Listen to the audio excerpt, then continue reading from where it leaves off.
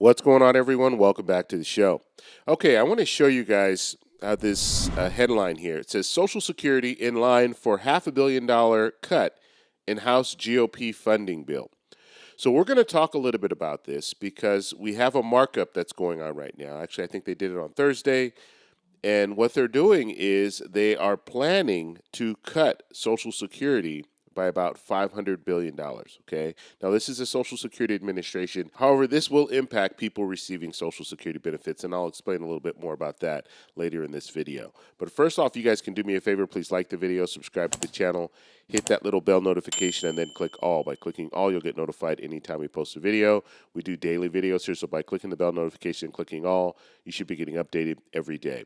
And once again, thank you for your support. I really appreciate it. One more way to support us is by joining our memberships. Just click the join button below. You'll get customized emojis as well as custom badges. Okay, let's talk a little bit about this. So we have GOP, so we have Republicans in the House. They are planning to make cuts to Social Security.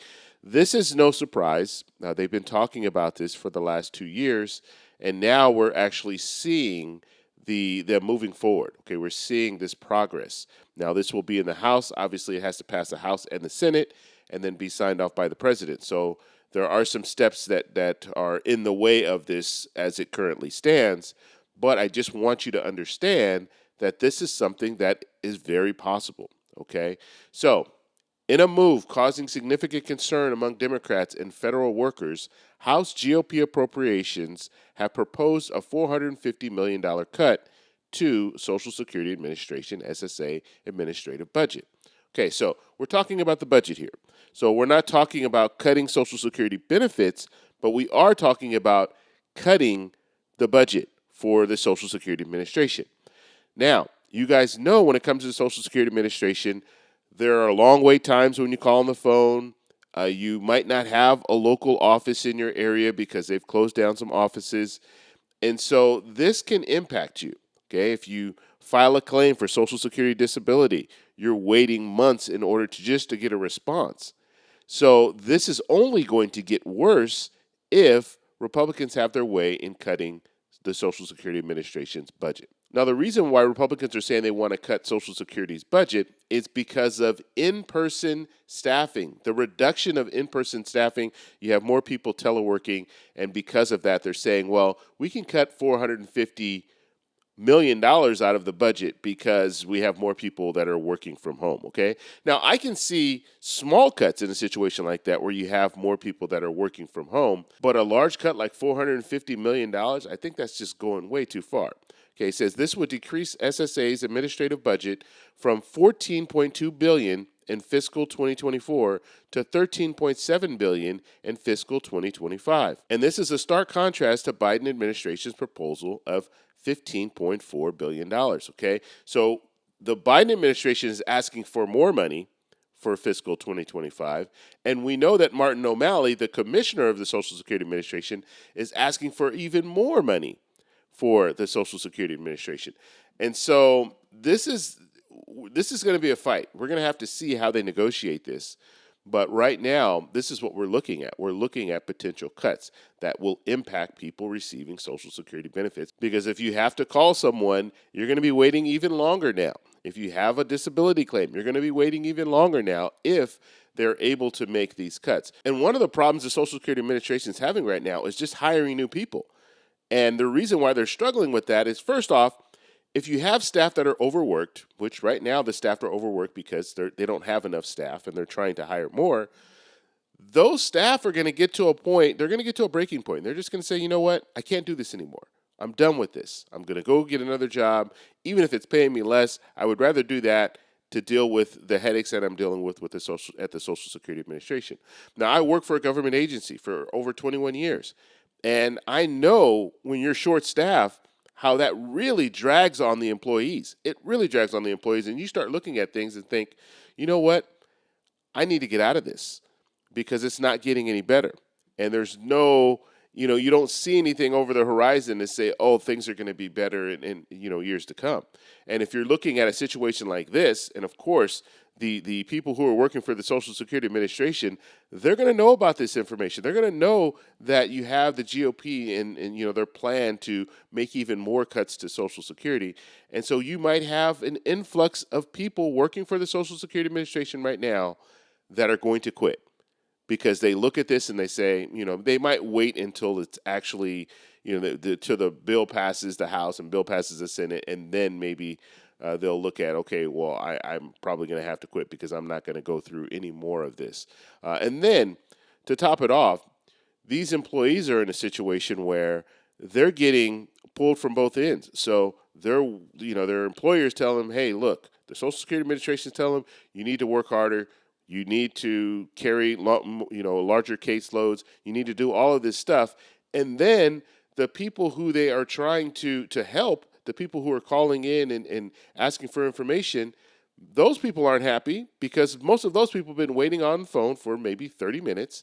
And then when they get to the point where they can talk to someone, that person might not have the answers for them, or they might not have an answer that the beneficiary wants to hear. And so now you have a beneficiary yelling at you, screaming at you, and all of this. So there's a lot of stress that goes along with this. Now, I want to give you some historical context when it comes to this.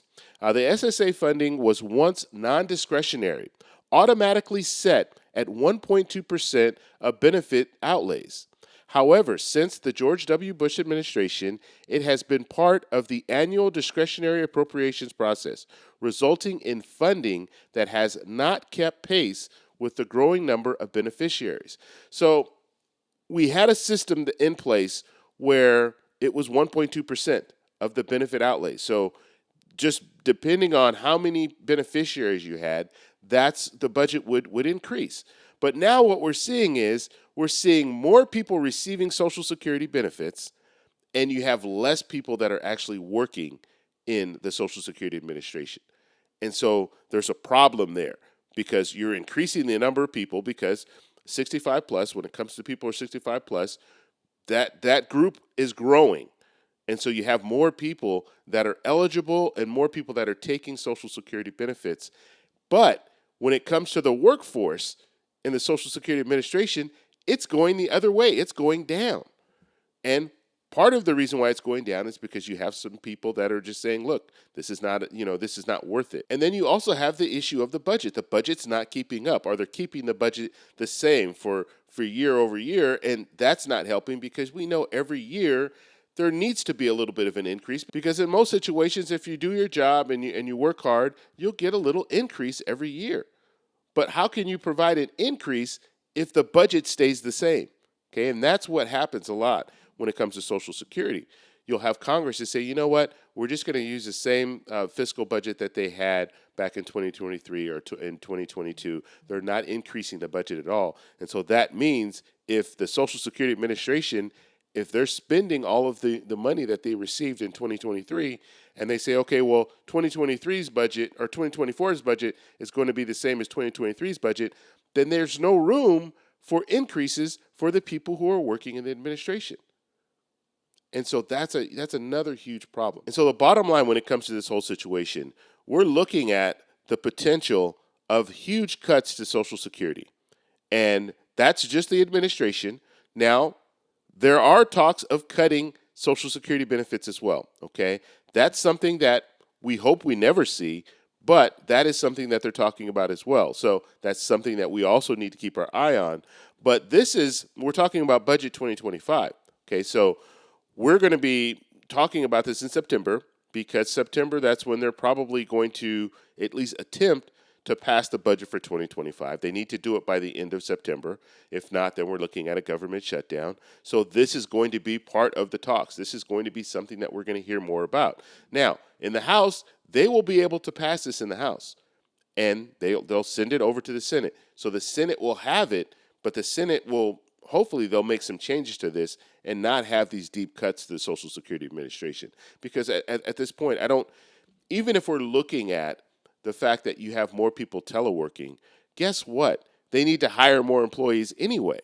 And if we are in this situation where we're allowing people to work from home, which it's just funny to me because I remember listening to some hearings earlier this year, and you had some Republicans that were out there saying, look, we need to get everybody back to work. We can't have people teleworking. They're not doing their job, blah, blah, blah, all this stuff, right? Even though these same lawmakers go on recess at least 2 weeks out of the month, but they're complaining about complaining about government staff that are teleworking. So, and there's certain jobs where you could telework, and it's not you're still doing your job, right?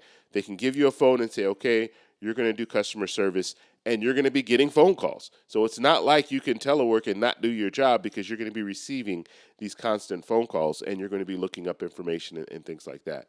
So I just find it really, really interesting that you have lawmakers that are once they were saying, well, we need to get everybody back to work. And I remember hearing Martin O'Malley say, look, we're beefing up our workforce, so we're bringing people back to work. So that's something that's happening.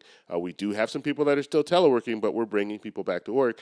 And now you have some of these same Congress people saying, well, we're going to cut the budget because you still have people that are working from home. So just interesting. But right now, let's just talk a little bit about the process before we go. So the process will be this. If they pass it in the House, it goes to the Senate. If it goes to the Senate, they're going to make some adjustments to this, hopefully. And the House is being run by Republicans. The Senate's being run by Democrats. So Democrats are going to make some adjustments, and then they can pass it. They need 60 votes, so it's going to need to be a bipartisan bill, but they can pass it in the Senate, send it back to the House, and the House will have to make some changes before it goes to the president for final signature. And so that's what we'll be looking at. So there will be some changes to this current proposal, but I just find it interesting that you have some politicians that have no problem with making cuts to the Social Security Administration, even though they know that there's a huge problem.